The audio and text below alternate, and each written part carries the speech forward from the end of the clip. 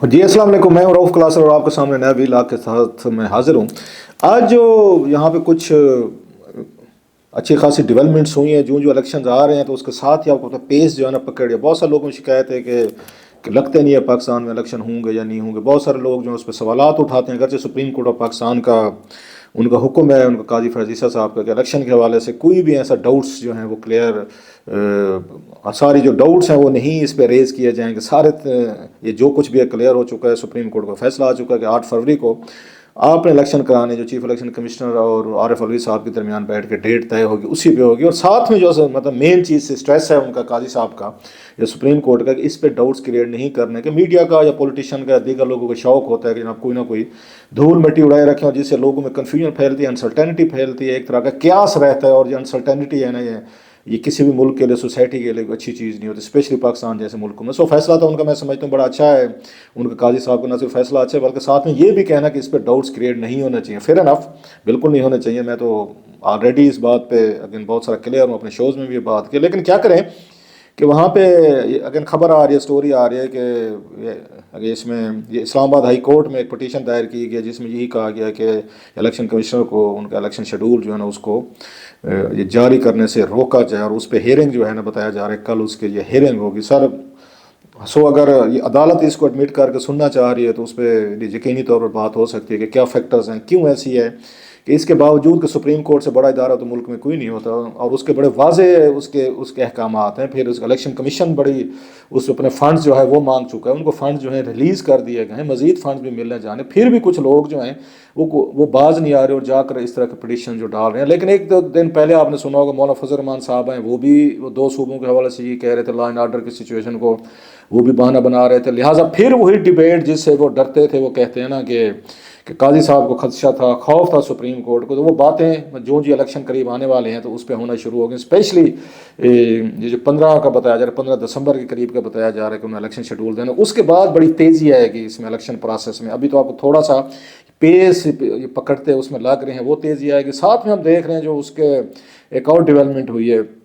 وہ یہ ان چودھری شجاعت حسین اور نواز شریف صاحب کی ملاقات ہوئی آفٹر 15 ایئرس، لانگ 15 ایئرس، بڑا عرصہ ہے۔ اور میرا خیال ہے ان چودھری صاحب کی وہ جو ان کی دلی خواہش تھی، جو ان کی پلاننگ تھی، وہ الٹیمیٹلی ان کی پوری ہوئی ہے۔ چودھری شجاعت صاحب کی کیا پلاننگ تھی اس پہ بھی ذرا تھوڑی سی اس پہ روشنی ڈالیں گے۔ نواز شریف صاحب ان کے گھر چل کر گئے ہیں اور انہوں نے 3 سیٹوں کی ان کو آفر کی ہے، بہت بڑا ایک میرا خیال ڈیولپمنٹ سمجھی جانی چاہیے۔ اگرچہ ان کی ریکنسیلیشن ہو چکی تھی شہباز شریف صاحب کی حکومت میں، ان کے شجاعت صاحب کے صاحبزادے جو ہیں وہ شامل تھے، ان کی کیبنٹ میں شامل تھے، لیکن یہ ان کا نواز شریف صاحب کا جانا ایک بڑا سگنیفیکینس ہے، یہ ایک بڑی میرا خیال اہم ڈیولپمنٹ اس کو ہم دیکھیں گے۔ ساتھ میں یہ دیکھتے ہیں کہ اگر ان کو یہاں بلیسنگ ملی ہے، یہاں پر ان کے چودھری شجاعت صاحب کو، تو دوسری طرف پرویز الہی صاحب جو ہیں وہ جو ہمیشہ نواز شریف صاحب کے ساتھ صلح کے مخالف تھے، یہ مطلب آبویس تھی، ماضی میں بھی ہم نے سنا ہوتا، اور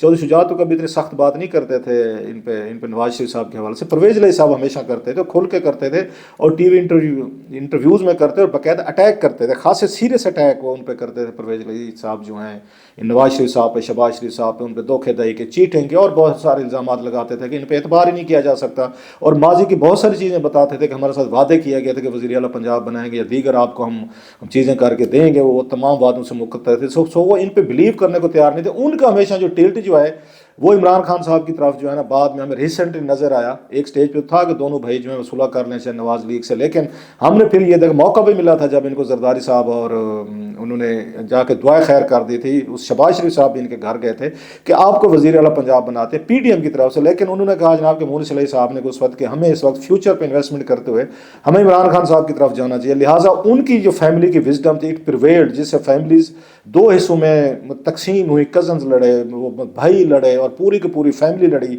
اسی مسئلہ پہ کہ عمران خان کو جوائن کرنا ہے یا اپنے آصف زرداری یا نواز شریف کو جوائن کرنا، اس ایشو پہ دونوں بھائی لڑے، کزنز لڑے، فیملیز لڑیں، اور 2 حصے جیسے میں نے کہا ہوا ہے، it was all about power politics, کہ پاور کا مسئلہ تھا، اس میں بلڈ خونی رشتے، اس میں آپ کی بہن بھائی کزنز وہ میٹر نہیں کرتے تھے، پاور کہاں نظر آ رہی تھی؟ مونس علیہ صاحب کو، پرویز الہی صاحب کو پاور نظر آتی تھی، عمران خان صاحب کے ساتھ ان کو نظر آ رہی تھی، جہاں پہ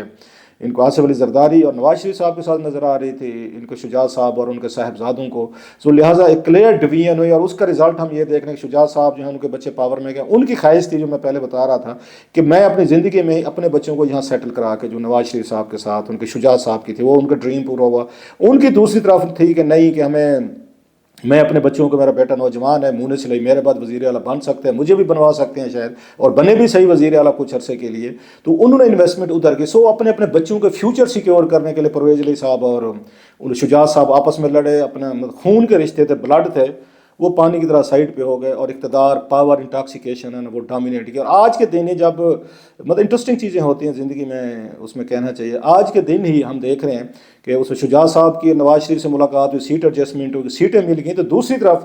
آج یہ گوہر صاحب جو ہیں پی ٹی اے کے نئے چیئرمین، جو انہوں نے پرویز علیہ صاحب کو پریزیڈنٹ کا نوٹیفیکیشن جاری کر دیا، وہ جیل سے ہیں. سو لہٰذا ان کے لیے ان کے انڈورسمنٹ ہو گئے. پھر شاہ محمود قریشی صاحب ہیں، ان کو انڈورس کر دیا گیا، ان کی بھی نامینیشن کی گئی ہے. ان کو جو پارٹی کے، ان کا پہلے ان کے پاس عہدہ تھا، اگرچہ وہی خطرہ ہے کہ اگر ان کو سزا ہو گئی، جس کے بہت سارے چانسز بتائے جا رہے ہیں سائفر میں، تو پھر ان کے لیے وہاں سے بچنا جو ہے نا مشکل ہو جائے گا. پھر نیا پارٹی کا آپ کو عہدہ جو ہے، جو دیا گیا ہے ان کو، وہ کسی اور کو دینا پڑے گا. سو پالیٹکس جیسے میں نے کہا بڑی تیزی سے بڑھ رہی ہے. ایک اور اس کے ساتھ جو ڈیولپمنٹ ہے وہ ہوئی ہے اس کی،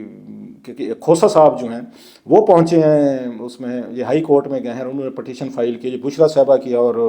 کھوسا صاحب کی ایک وہ آئی تھی، ایک آڈیو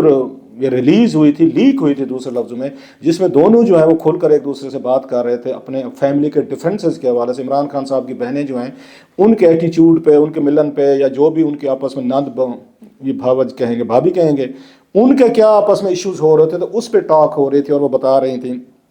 کہ وہ جب گئیں تو ان کی کیا بات ہوئی. وہ اس سے بڑا کلیئر تھا کہ عمران خان صاحب کی بہنیں اور ان کی جو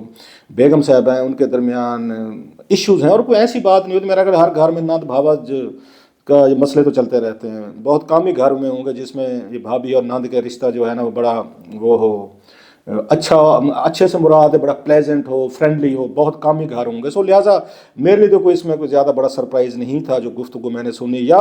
بہنوں کو بھی یہ غصہ ہے تھوڑا سا، ایک تو شادی کے وہ صاحب زیر خلاف تھے، یہ اس کو بھی پتہ ہے، بشرا صاحب کو بھی پتہ ہے. دوسرا یہ تھا کہ جو عمران خان صاحب نے وہ لکھ کر دے دیا،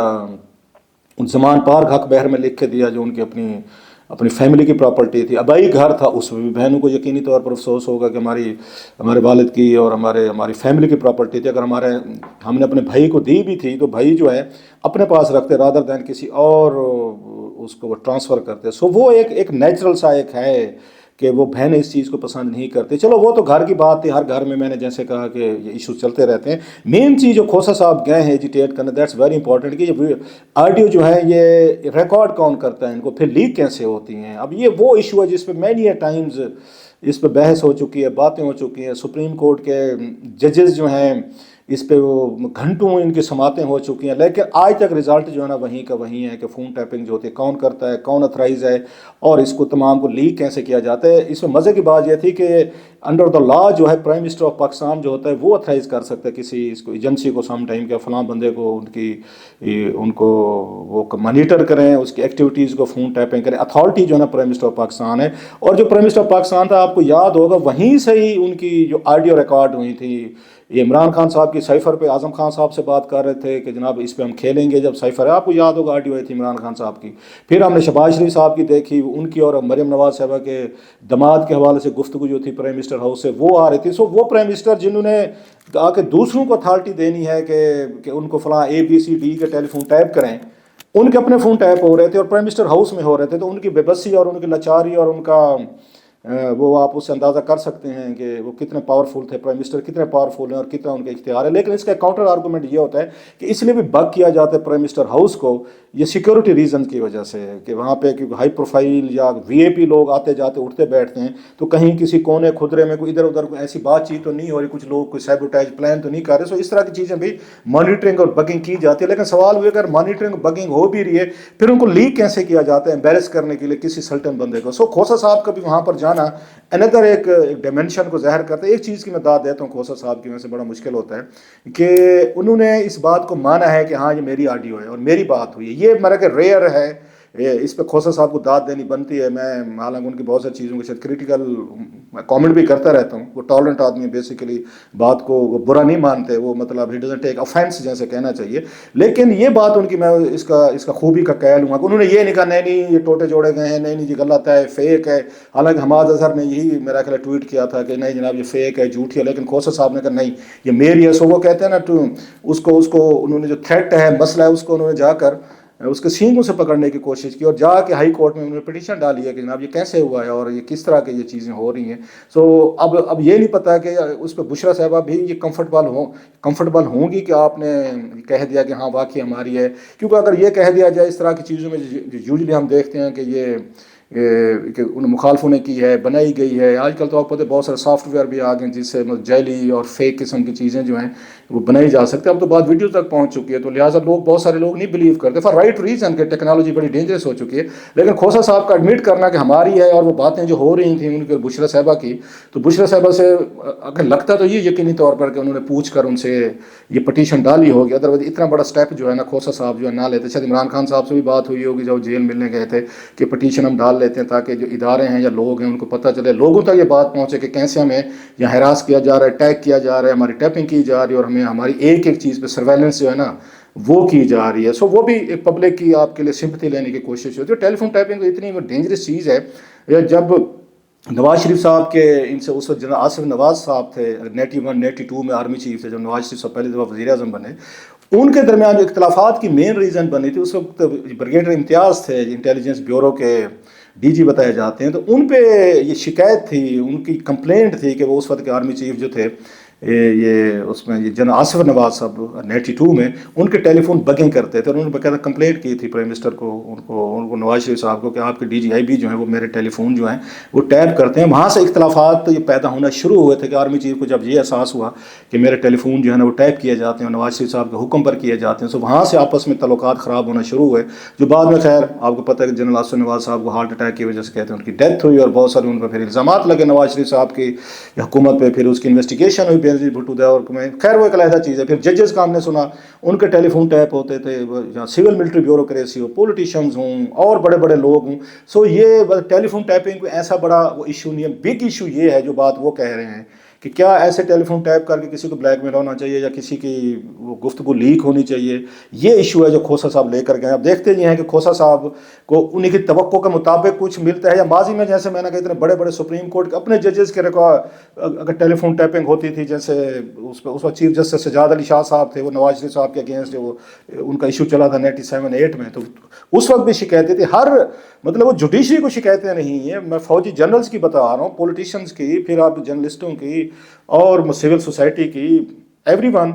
سوال وہی ہے کہ اس طرح کی جو کھوسا صاحب کہہ رہے ہیں, جس کا سوال کا جواب شاید آپ سب جانتے ہیں لیکن کوئی نہیں بتا سکتا کہ ٹیلی فون جو ٹیپ جو ہے نا یہ کون سے ادارے کرتے ہیں, اور پھر ان کا اس طرح کی چیزیں آنے سے لوگ جو امبیرس ہوتے ہیں ان کا کیا بنتا ہے. بہرحال لیٹس سی کہ اس پہ کورٹ جو ہے کیا کہتی ہے.